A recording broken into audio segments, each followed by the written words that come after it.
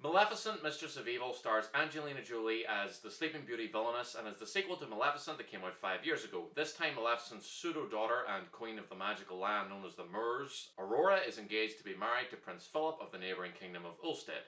Maleficent isn't too happy about this, but after being slighted by the Queen of Ulstead, played by Michelle Pfeiffer, and the king falls under a curse, Maleficent is blamed, goes into exile, and discovers the secrets of her origins. I liked the first Maleficent okay. The story was a bit messy, and the villain wasn't great, but I liked the relationship between Maleficent and Aurora. That was the best part.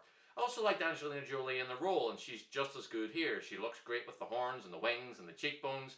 Her English accent is really on point, and she never overdoes it in a role that could easily be 90s Batman female villain levels of campy. I've got some wild oats to sow.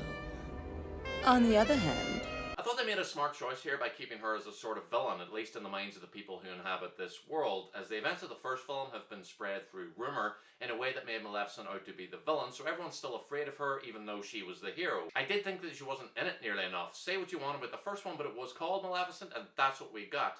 Here, with a title like Maleficent, Mistress of Evil, where they seem to be doubling down on that whole thing, it definitely feels like we get a lot more of the other less interesting characters than we do the titular one. The other characters are fine and the actors work in the roles, but they just aren't as interesting. Aurora gets to do more this time, and Elle Fanning is okay. I liked how they give her these clever moments where she works out where the Queen's hidden passage is, or when she tricks the guards who are keeping her locked up. I like both those scenes.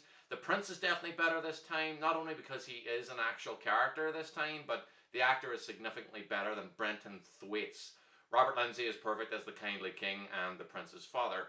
Michelle Pfeiffer is good. Her character is basically Cersei Lannister, only with a terrible English accent, and somehow even less subtly evil. She was making it a bit too obvious what she was up to, that it made me think less of the other characters for just not noticing at all when she's blatantly insulting Maleficent to her face in front of them. I thought that the bones of the plot were pretty good, and the first act set things up well, but it feels like they don't know what to do with Maleficent after that, and they just kill time until the big action-packed finale.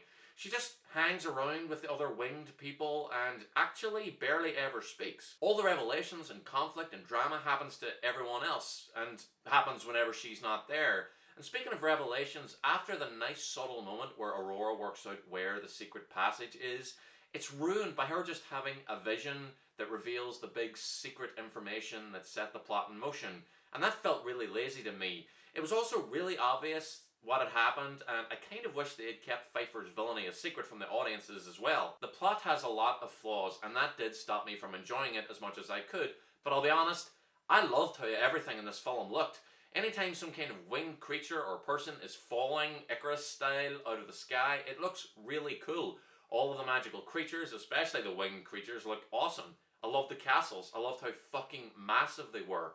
All the locations look good, they're very colourful, and although some of the nighttime scenes could be a bit too dark, and the flying scenes were pretty thrilling. There was an opening shot where the camera zooms across the landscape and then does a 360-degree spin, which actually made my stomach give a jolt, which never happens to me. There's a moment when Maleficent wakes up after being injured, and she's in some sort of chamber made out of what looks like white tree roots, and it was like something from a whole other film. It was otherworldly and kind of disturbing and almost dreamlike. I thought it was great. I thought all the CGI was great. I don't normally notice this, but I really appreciated how fantastic Maleficent's outfits looked. It all just made me completely buy the fairy tale aspect of everything, even more than the first film did. Chiwetel Ejiofor and Ed Skrein's characters should have been combined because the former's character felt very redundant, and I think that the villain was evil enough to deserve one of the darker Disney fates, rather than the whimsical one that she gets.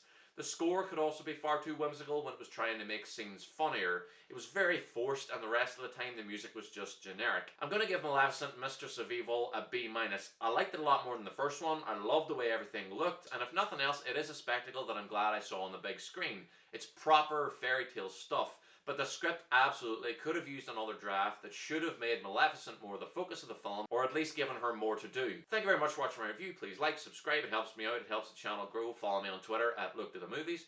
Please comment down below and let me know if you've seen Maleficent 2, what you thought of it, if you liked it, disliked it, agree or disagree with any of my points, or if you have any points of your own. I will be back soon with more reviews, and I will see you then.